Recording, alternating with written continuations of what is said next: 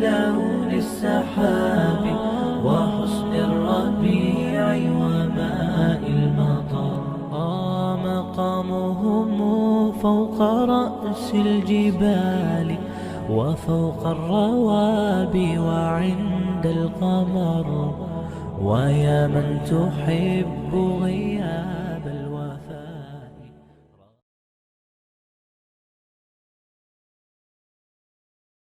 السلام علیکم ورحمۃ اللہ. ناظرین، اس وقت مولانا خانزیب صاحب کے ہم موجود ہیں پٹن سے واپسی پر دوبیر رانولیا میں ہم کھڑے ہیں. ہمارے ساتھی تو یہاں پہنچ چکے تھے لیکن ہمارا سفر نہیں ہوا تھا. یہ آگے جو پورا درہ ہے رانولیا، اس کے تو ہمیں بہت پتہ چلا ہے، بہت تباہیاں ہوئی ہیں. ہم تو یہ دوبیر پل سے تھوڑا سا آگے آئے ہیں چونکہ بہت لمبا سفر ہے اور آگے 5-6 گھنٹے پیدل سفر ہے، راستے سارے بند ہے. مولانا عبدالحلیم صاحب کو جھاگوی دامت برکاتہم نے بتایا کہ خواتین راستوں میں ان کا وضع حمل یا جو بھی سلسلہ ولادت ہو جاتی ہے اور لوگ دوائیوں کے لیے آ جاتے ہیں، بڑی مشکلات ہے. یہاں پہ یہ بازار بھی پورا بہہ چکا ہے. یہ دوبیر رانولیا کا مشہور بازار، آپ وہاں دکھائیں گے گھر سامنے، یہ ذرا فوکس کریں، یہ وہاں پہ یہ پورے مکانات بہہ چکے ہیں. یہاں کا رہائشی مولانا خانزیب صاحب جو فاضل ہے جامعہ حقانیہ کا، ہمارے ہاں موجود ہے. میں سب ساتھیوں سے اپیل بھی کرتا ہوں، ان سے ذرا پوچھتے ہیں کیا ہوا کیا نہیں ہوا، کس طرح سے کیا صورتحال ہے. جی مولانا. جی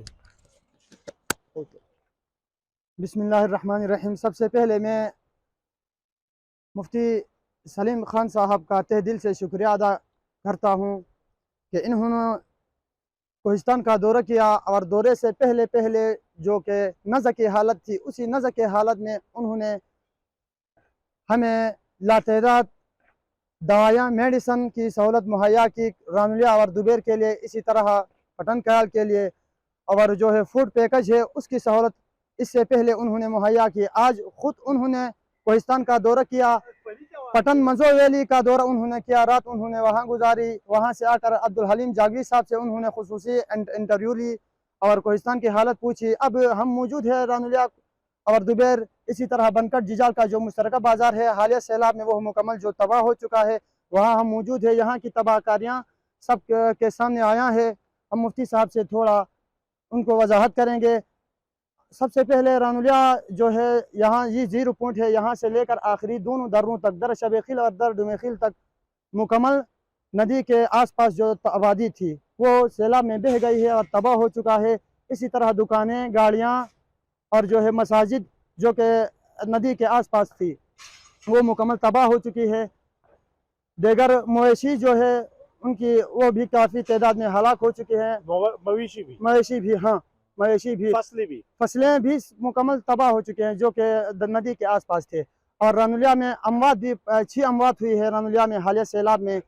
5 جو ہے، ایک شخص تھا ان کے 3 پوتے تھے، وہ تڑپ کے رانولیا میں یہاں قریب رہتے ہیں. ڈی جگہ کا نام ہے تحصیل بانڈا کے ساتھ، وہاں وہ رہتے ہیں. وہ تڑپ کے اسی طرح پورا خاندان بازی بچ گئے اور وہ 5 وفات سیلاب میں بہ گئے، وہ شہید ہو گئے. نہیں وہ دوسرے ہے. یہ تھوڑا اسی وقت نزع کی حالت تھی، کسی نے ویڈیو وغیرہ کلپ نہیں ملی ہے، یہ بھی بیچ میں آ گئی. اور یہ 5 اموات رانولیا میں ہوئے ہیں. اسی طرح دوبیر بھی مکمل تباہ ہو چکا ہے، یہاں سے لے کر آخری جو ہے سٹاپ ہے وہاں تک مکمل تباہ ہو چکا ہے.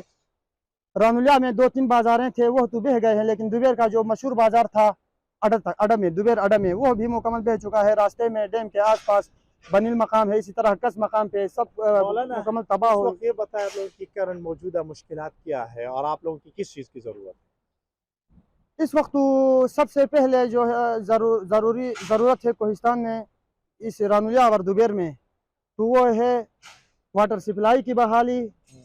اسی طرح لوگوں کو جو ہے ابھی سردی آ رہی ہے ان کے لیے گرم بستریں اور چادریں، اسی طرح جوتے، ان چیزوں کی بہت ضرورت ہے. اچھا بتائیں مولانا کہ آپ نے بتا دیا کہ لوگوں کی ابھی اس وقت ابتدائی ضرورت نے آپ نے بتائی واٹر سپلائی. آپ لوگوں کی جنریٹر چاہیے، پائپ چاہیے، کیا ضرورت ہے؟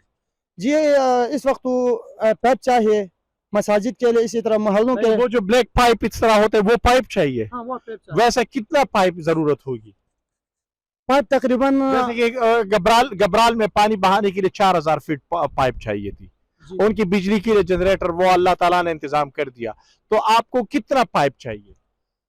پائپ کی تعداد ابھی مختلف مساجد ہے، مختلف محلے ہے، بعض کے لیے 1.5 انچ چاہیے، بعض کے لیے 2 انچ، بعض کے لیے 3 انچ. نہیں وہ میں نہیں کہہ رہا. وہ کتنا لمبا لمبا ہاں. لمبا تو بس تقریباً پورا رانولیا کے لیے 40,000 فٹ ہو جائے، اسی طرح دوبیر کے لیے الگ 40,000 فٹ ہو جائے تو کم چلتا ہے. اگر محلے کی بات کروں تو وہاں میرا خیال میں ایک بڑی مسجد ہے، جامع تبلیغی مرکز ہے برقلے میں، اس کے لیے 8,000 فٹ پائپ چاہیے، 3 انچ 8,000 فٹ چاہیے، جس کے ساتھ 500 گھریں ہیں اور ایک مسجد ہے، وہ سب آبادی کا واٹر سپلائی سیلاب میں بہہ چکی ہے. اس کی اگر بات کروں تو اتنا تک چاہیے 8,000 فٹ 3 انچ. ناظرین ان حضرات سے یہ پوچھنا کہ کیا ضرورت ہے، یہ تو بڑا مشکل سوال ہے. جس کی پوری جائیدادیں، پوری گھر، پوری مویشی سب کچھ تباہ و برباد ہو جائے، راستے ختم ہیں، بہت سارے گاؤں تک یہاں 5-5 6-6 گھنٹے سے زیادہ فاصلہ ہے. تو آپ سب دیکھ رہے ہیں اس وقت بارش شروع ہے اور ان کے مشکلات اللہ رحم و کرم کرے. ہم مولانا کا نمبر اس ویڈیو میں دے دیں گے، آپ لوگ ان سے براہ راست رابطہ کریں.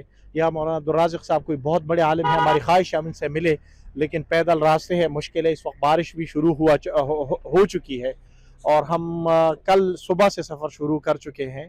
رات کو ایک ٹینٹ میں رات گزاری اور اس سے پہلے الحمدللہ 3 گاڑیاں مختلف علماء کے ہاتھ ہم یہاں بھجوا چکے ہیں، لیکن ہمیں خود اندازہ نہیں تھا کہ کتنی تباہی مچی ہے. تو میں سب سے درخواست کروں گا، سب سے میری خواہش ہے کہ وہ اس جگہ کی طرف توجہ کرے اور اس بشام کی طرف، ایبٹ آباد بشام سے قریب ہے یہ، تو آپ آئیں دیکھیں. اور حکومت سے تو ہم کوئی مطالبہ کر ہی نہیں سکتے، حکومت کا انتظار کرنا تو بڑا مشکل کام ہے. مولانا آپ کوئی آخری پیغام، کوئی میسج دینا چاہیں؟ ہاں جی، میں یہ میسج دینا چاہتا ہوں، گورنمنٹ تو وہ آپ کی بات ہے، وہ الگ چیز ہے، لیکن عام جو اہل علم اور مذہبی طبقہ ہے، اتنی مدد کی ہے کوہستان کی کہ میرا خیال میں قیامت تک اگر مدد نہ کریں تو وہ اللہ کی ذمہ سے بری ہوں گے. انسانی حقوق میں اہل علم نے اور مذہبی طبقے نے اتنے محنت کی ہے کوہستان میں. اب صرف یہ ریکویسٹ کروں گا آخر میں، باقی باتیں تو میں نے بتا دی، سولر سسٹم، بجلی، لائٹس وغیرہ، یہ اس والی سہولت اگر کوہستان کو مہیا کیا جائے تو بہتر ہوگی. پنچکیاں ہم خود بحال کر رہے ہیں اپنے مدد آپ، اور جنریٹر کا سسٹم بھی ہو جائے تو بہتر ہوگا.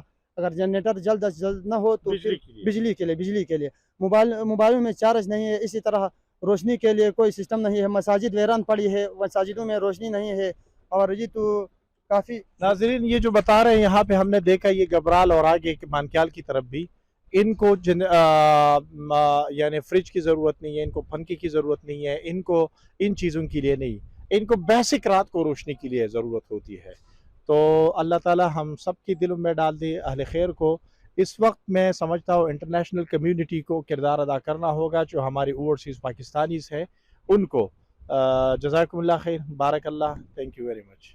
لون السحاب وحسن الربيع وماء المطر مقامهم فوق رأس الجبال وفوق الروابي وعند القمر ويا من تحب غياب